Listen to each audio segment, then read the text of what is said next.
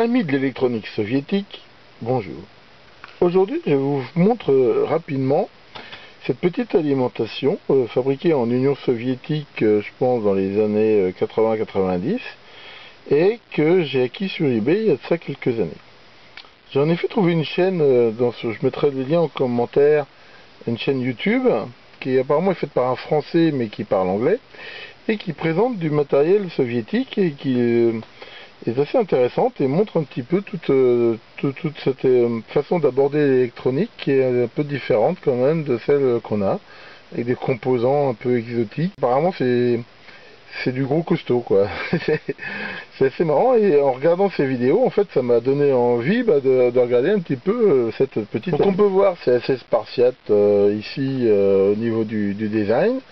C'est vraiment tout bête, on a ici le bouton mise en route, alors c'est vraiment un gros truc, une grosse course avec un ressort de rappel, là on se muscle le doigt quand on appuie dessus. Ensuite il y a un petit voltmètre ici qui affiche la tension donc de 0 à 15 volts, avec là quand même la possibilité de régler le zéro mécanique, et deux réglages, un grossier et un fin, qui permet d'ajuster la tension de sortie entre 3 et 15 volts. Donc ça peut donner jusqu'à 1 ampère. Et ici les sorties avec, ça respecte même pas le code des couleurs, c'est noir et blanc, c'est pas rouge pour le positif. Par contre il respecte bien l'écartement standard de 19 mm, donc ça c'est plutôt sympa. Donc c'est une fabrication qui a l'air très costaud, déjà enfin le poids c'est lourd, hein. Derrière on voit qu'il y a deux fusibles avec de la bakélite, donc il y a marqué voilà, source d'alimentation stabilisée. Et là approximative précisément. Alors c'était livré très bien emballé hein, avec ce petit carnet ici marqué source d'alimentation stabilisée, avec cette espèce de carton là qui donne vraiment un look très très guerre froide. C'est marrant comme truc, avec un papier un peu recyclé. Alors il y a le schéma qui est donné avec.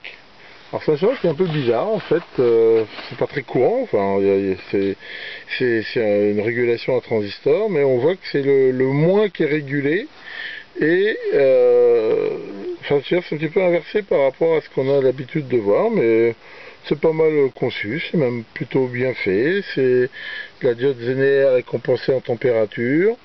Enfin, c'est fait avec des transistors. Alors, bien sûr, quand je regarde les références, c'est des composants qui me parlent pas du tout, puisque je connais pas du tout cette partie de l'électronique russe. Il y a ici voilà, un petit schéma qui montre comment c'est fait. Alors c'est traduit vraiment de façon très space.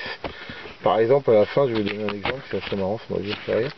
Prenez notre reconnaissance pour l'achat de notre source d'alimentation. Nous espérons que vous l'utiliserez continuellement et il serait utile pour vous, usine fabricateur. C'est très marrant. Alors, en effet, il n'y a pas de marque, hein, et le gars qui fait des vidéos sur le matériel russe dit que souvent il n'y a pas de nom de marque. Souvent il y a juste des logos d'usine ou des numéros, et on ne sait pas trop comment c'est fait. Alors on va l'ouvrir pour regarder un petit peu comment c'est fait dedans. Donc voilà, j'ai ouvert l'engin et la surprise est plutôt bonne en fait. Ça donne vraiment une impression de truc très costaud. Il y a ici un énorme radiateur donc pour le transistor régulateur, c'est très mouse.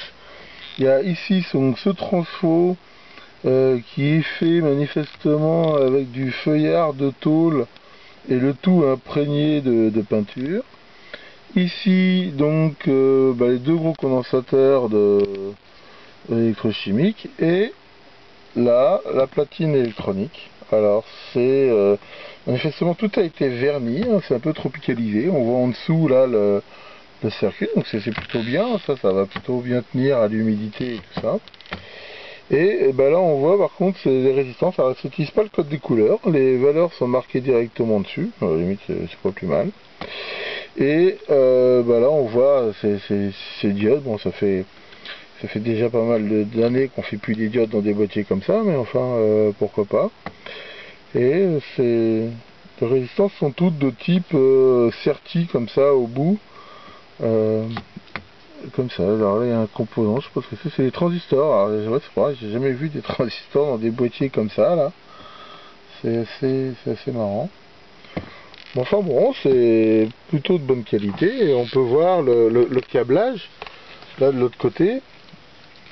C'est assez cool, hein. C'est assez pro, vous voyez, c'est fretté à la main, dans les plus grandes traditions du frettage de câbles. Et c'est plutôt de bonne qualité ici.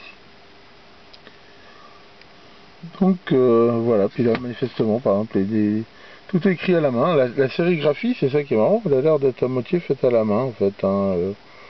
C'est c'est assez bizarre, mais enfin bon, d'un autre côté, les Russes à cette époque ils avaient plutôt de la main-d'œuvre, donc je pense qu'ils cherchaient plus la qualité que éventuellement le rendement économique.